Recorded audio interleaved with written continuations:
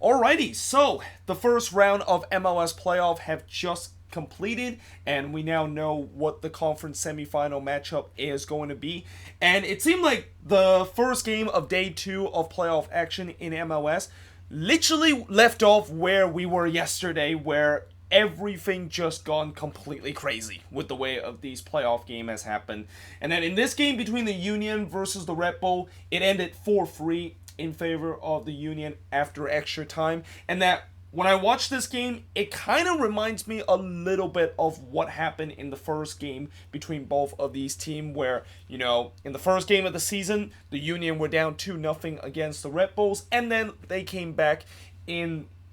the second half and won this one in 3-2, and that this game kind of had almost the same vibe, where the Red Bulls at one point in this game were up 3-1, and the Union just completely turned this game on its heads in the second half and also in extra time. And by the way, just like the Dallas versus Seattle game, where since there's so much that happened in this game, I wasn't able to fit most of the notes that I took down in my notebook onto the board here. So there's going to be a couple of times where will look down at my notebook to talk about things that was not mentioned on this board. But let's talk about this game by just quickly mention the fact that Kasper Shibilko did not start this game, and that I was kind of surprised that he did not start this game, because I didn't think he suffered like coming into this game. I was looking at the injury report, and I didn't think Shibilko was one of those guys that was in the injury report, and it turns out that he was on the injury report, and that the league, this is the thing that I have problem with the league in terms of when they put like the injury report on their website. It's not always very updated, and that sometimes that when it's not very updated, you're going to have some of these issues where there's some new injuries that just develop in the last couple of days, or in this case, this happened on decision day when Shibilko, of course, went down with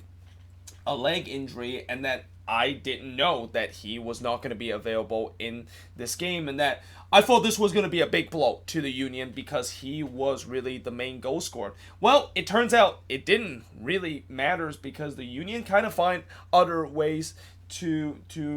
get goals in this game, and other guys really step up in terms of contributing and almost make this Shibilko absent not really a big deal. But 6 minutes into this game, the Red Bulls got the opening goal when Sims scores from Kaku and Czerkowski. It was horrendous defending from the Union, where Sims just easily beat, I believe was Elliott, that basically just get completely turned by Sims. And also, I wrote poor goalkeeping too from Philly. I mean, Andre Blake had an absolute nightmare of a first half of just making some bad decision and making some save that he clearly should have done that, and that this was an example of it where he kind of got a hand to it, but he wasn't able to keep it out. And just like that, the Red Bulls got a quick 1-0 lead. But the Union, they looked like they were potentially get the equalizer 7 minutes later after there was a scramble in the box that was somehow cleared by the Red Bulls. And that really, for the first 15 minutes, and maybe really for the majority of this game felt like it was a hockey game. And that it just felt like both team was kind of going transitional, and it was just kind of end-to-end stuff throughout majority of this game. And I guess the reason why that is the case is this is what happened when you have two teams that love to press and also love to counterattack, because both of these teams want to go quickly on the transitional attack, and that it was just incredible of seeing both team was going end to end, and that I just had a feeling this game is going to end up to be one of those high scoring games because of that. And that in the 24th minute, the Red Bulls would double their lead when Tim Parker scores from Royer and Kaku. And remember I said that Andre Blake had a nightmare of a first half? Well, here he basically completely misjudged this corner, and that this ball goes over his head, and that Parker basically was just left wide open in the back post, and he basically hits it into the empty net to give the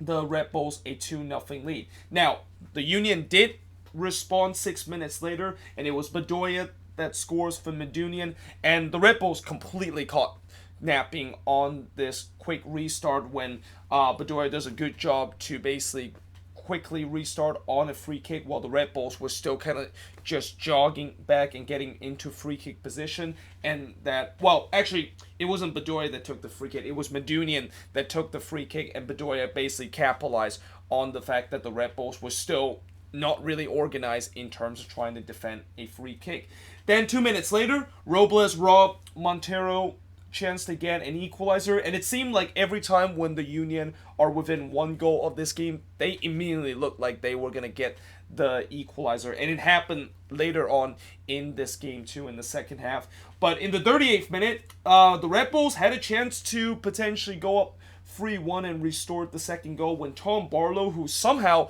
in a tough angle was still able to strike it and hits the post. And if that one actually went in, that would definitely be one of the best goals I have seen, and kind of almost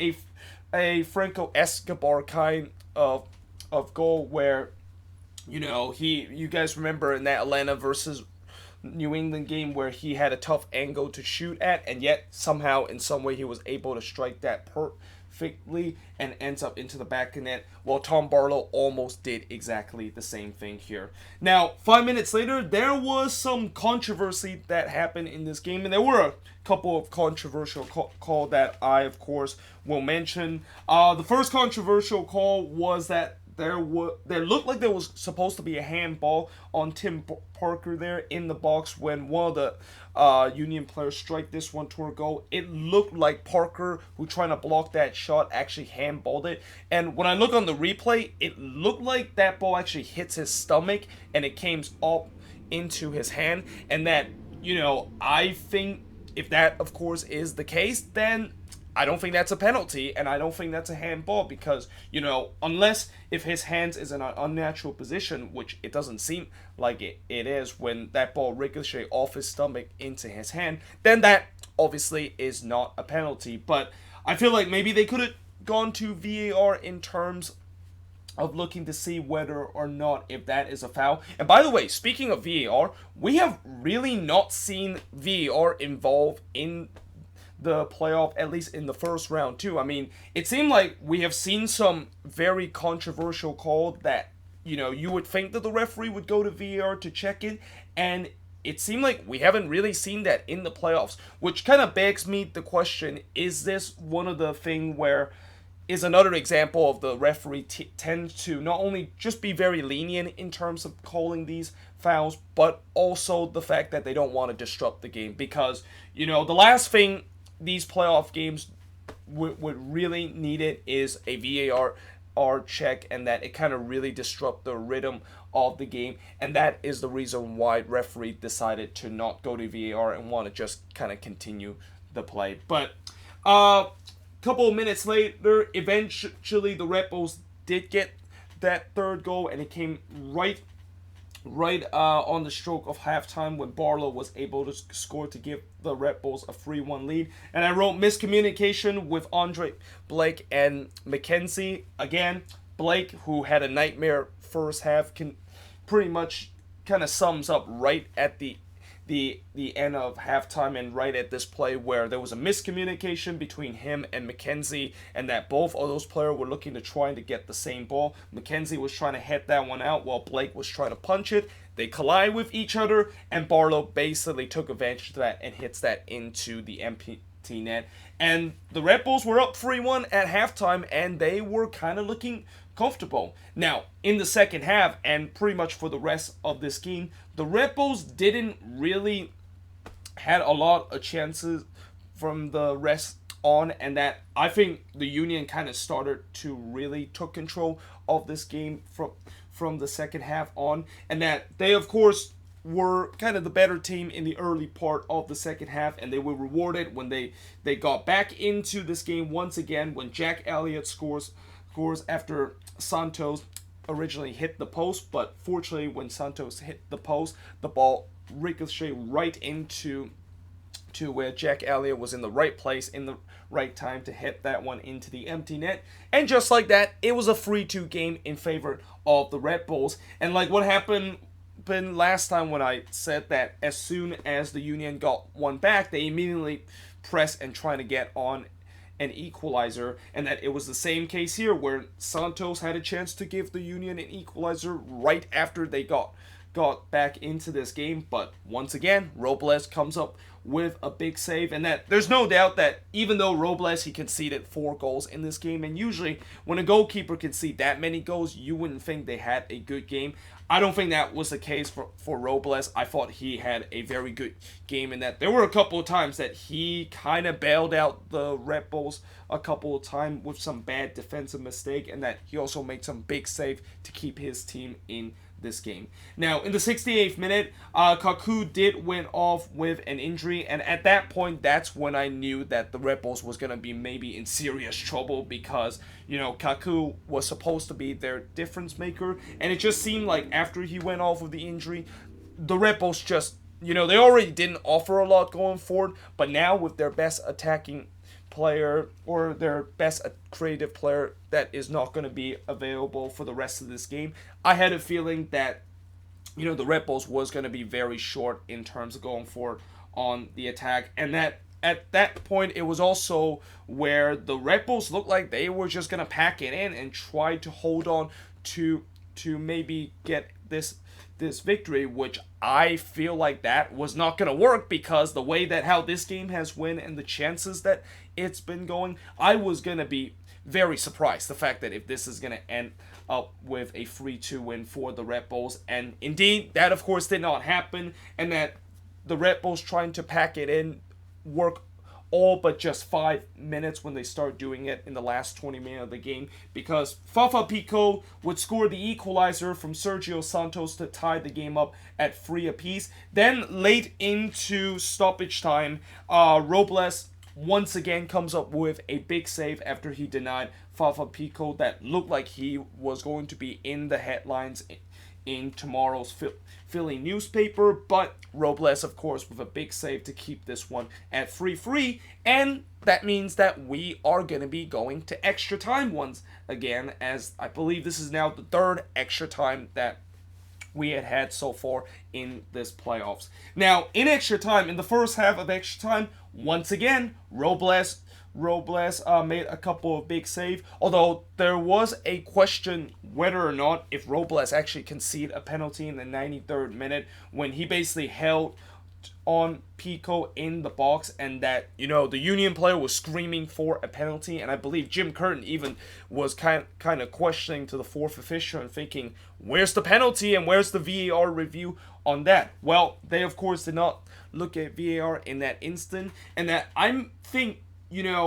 while it was definitely a tug by Robles, I feel like if Pico was going to try to make that obvious that it should have been a foul, maybe he could have went down easily, or that if he kind of get a little bit of a tug and that he kind of went down, then yeah, maybe that would be more obvious in terms of calling a penalty. And that there's been a lot of times this season I'm seeing players trying to tug each player jerseys, and that it's very rare that I see penalties giving just for players that kind of hold on to a jersey of a player and not bringing them down. And I'm not saying that Pico really need to dive in that instant, but sometimes you're going to have those instances where referee are not going to be willing to call that a foul because he think the pole is just not much more than kind of like a shoulder-to-shoulder challenge, and that's why this was not called a penalty. But eventually the Union would get that crucial 4th goal, as they had a couple of chances to get that 4th goal in the first half of extra time, and it was kind of a fluky kind of 4th goal that they scored, because while Marco Fabian scored this one from Fafa Pico, this one actually took a wicked deflection off of Alex Mil, and that somehow is some way it just goes over the head of Robles and ends up into the back of the net. And that, as much as I know that was a very fluky goal, and that I really hope that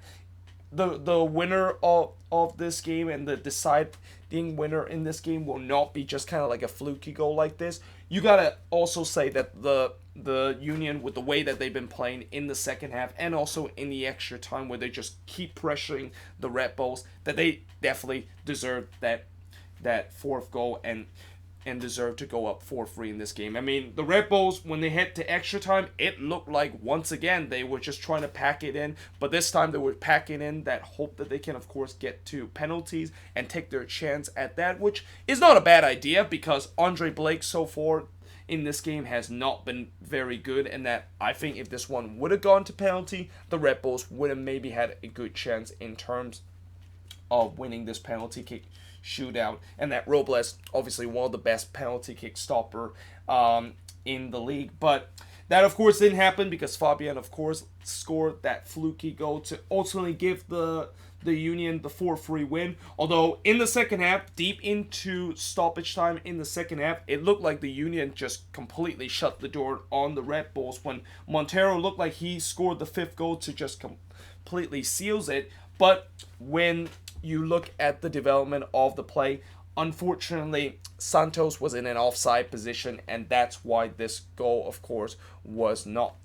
given. And it was definitely a lovely work goal with them just making a couple of passes, and that I originally thought that they kind of overplayed it a little bit in the box, but, you know, they were still over to not only overplay a little bit in the box, but still able to get a shot and put that one into the back end net. Well, what looked like it was the fifth goal until when we saw on the replay that in the development of that play, Santos was in an offside position. So, yeah, the Union with a 4-3 victory in this game. And in terms of the shots in this game, 31 shots compared to 12 that the Red Bulls had, 9 shots on goal compared to 5 that the Red Bulls had, 15 shots off target compared to 5 that the Red Bulls had, 7 shots that was blocked compared to 2 that the Red Bulls had, and possession-wise, 62% possession compared to 38% possession that the Red Bulls had. And that I can also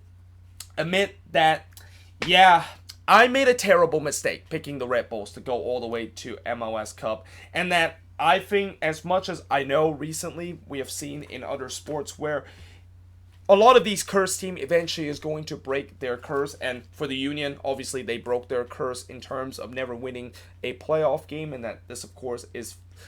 probably their best moment in their franchise history. But I thought the Red Bulls, you know, this was finally going to be the year that they of course would shine through, and that they of course will take that next step and actually reach the MLS Cup, and it turns out that was not the case, and instead this result is basically a classic example of that so metro from the Red Bulls. And yeah, I mean, you know, it's another disappointing playoff exit for the Red Bulls, and that this time didn't even get past the first round, which I think that's even more disappointing than in previous year, that they go deep into the playoffs only to knock out right before when they're about to go to MLS Cup. So, yeah, you know, it's going to be a long off season for them to figure out how to fix this. And as for the Union, you know, it's a great gutsy win for them. But here's the thing that I do worry about the Union as they play against Atlanta in that match is that is Shapilko going to be available in that game? And is Bedoya going to be available in that game too? Because he actually was subbed off late in this game because of that hamstring injury, or that quad injury that he suffered on decision day. And yeah, we shall see if he of course will be available for that game, because if he's not available for that game, then that is a huge loss for the Union in terms of losing their captain in a game that no doubt that they're going to be the underdog heading into that match against Atlanta in the conference semifinal. But last but not least, in terms of the first round playoff match, is Minnesota and the Galaxy. So, you know, throughout this first round playoffs, I'm pretty sure a lot of neutral like myself have got all their wishes come true, with the fact that a lot of people were hoping that these first round playoff matches is going to be exciting because of this single elimination playoff format. And guess what happened? It was very excited, and that pretty much every single game was, you know, something that kind of had you on the edge of your seat. Well, the second thing that I think a wish that was granted to all these neutral fans watching these playoffs is that they're going to get an El Trafico heading into the conference semifinal. And that the reason why that is the case is because the Galaxy was able to become the only team to go on the road and able to win a game in the first round of playoff action, as they knocked out Minnesota in this game 2-1. And that, I think the short summary of this game is that, yeah, the Galaxy, they were by far the more clinical side, and that Minnesota, despite the fact that they had their chances to score, they were not being very clinical, and they were made to punish by that. But in terms of the long summary of this game, and for the first couple of minutes, or at least for the first 15 or 18 minutes or so, it was a very, very lackluster game, and that I think, of all the games of the first round playoffs where, as I mentioned, was very crazy and there was some insane things that happened. I think this was probably the only game where there wasn't really as much insane thing that happened in this game, and that, for the first 15 minutes, it was just kind of very lackluster and there wasn't really anything going on in the that part of the period. And then in the 18th minute, the first chance did came, and it came from Minnesota when Boxer, of course, missed a free header, and that he was kind of, I guess, a little bit surprised the fact that he was that open in the box, and he basically completely mistimed his jump, and that's why he wasn't able to put that on frame. But in the 22nd minute, this was by far probably the best opportunity that Minnesota had up into that point, when Robin Lehrer had a great chance to basically tap it in from 4 yards out, and somehow, in some way, it basically go over the bar and the game stays at 0-0. And like I said earlier, in terms of the short summary of this game, missing chances and the lack of clinical finishing from the Loons was the ultimate reason why they weren't able to win this game against the Galaxy. But, even after that miss, they still had a couple of half chances to potentially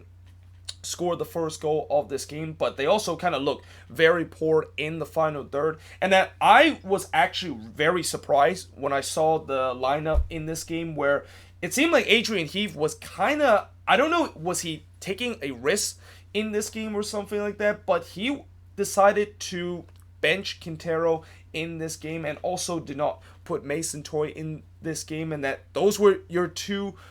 most influenced attacker in this season, and that instead he decided to put Robin Lehrer and also Ethan Finlay as the guy that is going to be the creative player on this team. And he also put Angelino Rodriguez in that striker position in favor of Quintero and Mason Toye, which I thought that was not going to work out, because what we saw this season from Rodriguez has just been absolutely horrendous, and that it makes me question, like, a couple of years ago I questioned the DP signings that Minnesota had with Angelino Rodriguez, and that is he going to be the guy that's going to take some pressure off of when Christian Ramirez was still on this team? And it turns out that, of course, wasn't the case. And this season, it even more validates my case of the fact that, yeah, they got that DP signing absolutely wrong, and that I feel like I won't be surprised if Angelino Rodriguez is going to get released by this team, because he just does not offer anything on that final third, and that he just does not offer any of the goals that you would think your central forward should be able to offer in these kind of games. But the other thing that I also want to mention, besides the fact that the first half was very sloppy, is that Zlatan was very quiet in the first half, and that he rarely had a kick in the first half, and that Minnesota throughout this game, they did a very good job in terms of shutting down Zlatan. And I thought, with them doing a good job shutting down Zlatan, this means that Minnesota most likely is going to win this game. And that in the second half, it looked like finally they got the first goal. And remember Angelino Rodriguez, which I just mentioned a couple of seconds ago, of why he doesn't offer anything going forward. Well, in the 53rd minute, he had a chance to prove me wrong by that statement, but instead, he only just proved me right by missing an absolute sitter from 3 yards out. I mean, it was a lovely delivery from Jan Gregoric, but somehow, in some way, Rodriguez, from 3 yards out, not only he didn't force a save from the goalkeeper, but he absolutely made a hash of it and basically puts that one wide. And you gotta think, if you are a striker that wants to be a lethal goal scorer and want to be the guy that you can depend on in terms of scoring goals in big moments, those are kind of the moments Rodriguez needs to bury that, and that is also another reason why I won't be surprised he's going to be cut by this Minnesota team by the end of our doing this off season. Then for the next couple of minutes, Minnesota continued to kind of dominate the game, but they also had a couple of missed chances on their own. And eventually they did bring on Quintero and Mason Toy in this game, and I thought this is when Minnesota is finally going to figure it out in terms of the attack. And that little did we know that not only they didn't figure the attack, even bringing Quintero and Mason Toy, but it was the Galaxy who, up until that point, has been very quiet going forward on goal, was able to get the opening goal, and it was Sebastian Lletget that got the opening goal from the Galaxy, and I wrote it was completely against the run of play, because it seemed like every time when the Galaxy was trying to attack, they was just getting shut down by that Loons defense that was absolutely clinical, doing the most part of that game until in the 71st minute, where I really felt like they made a bad mistake by not clearing their lines, and that Lletget was able to hits that one into the back of the net from short range to give the Galaxy a 1-0 lead. And that I thought that goal also kind of really capitulate Minnesota a bit, because 3 minutes later, that Loons defense had another letdown when they allowed Zlatan had a one-on-one opportunity, and I guarantee you 9 out of 10 times that is going to go into the back of the net, but somehow Vito Manone was able to save it, and the game stays at 1-0 until in the 75th minute. That's when the dagger really happened, when Jonathan Dos Santos scored an absolute golazo from about 26 yards out and assisted by Alessandrini. And after that goal was scored, it was probably the quietest I have ever seen Allianz feel all season long. Like, there were a couple of supporters that was trying their best to kind of sing in the Wonderwall supporter section, but it was just so quiet, and that I don't blame them for being very quiet, because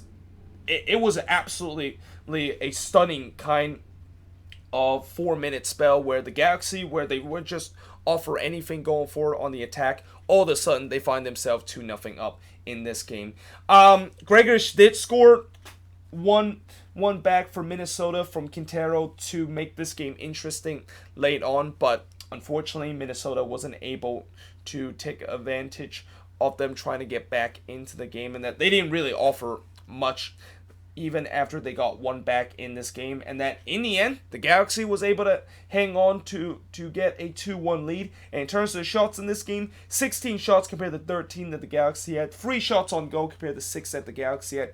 11 shots off target compared to 4 that the Galaxy had, 2 shots that was blocked compared to 3 that the Galaxy had, and possession-wise, 51% possession compared to 49% possession that the Galaxy had. And that, overall,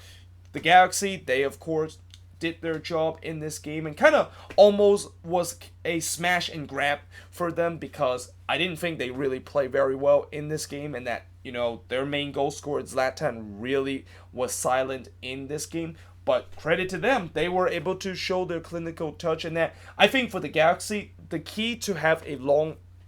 playoff run is not just Zlatan able to score those crucial goals for them, and that their defense needs to be good, but it's also other player on this team needs to contribute in terms of those goal scoring department. And look what happened in this game. Lletget and JDS was those two guys that contribute in the goal scoring when Zlatan is having an off game. And that if that is going to be the case for the Galaxy, and that if this is something that the Galaxy can do throughout the remaining of the playoffs, watch out. This team can really be a very dangerous team, and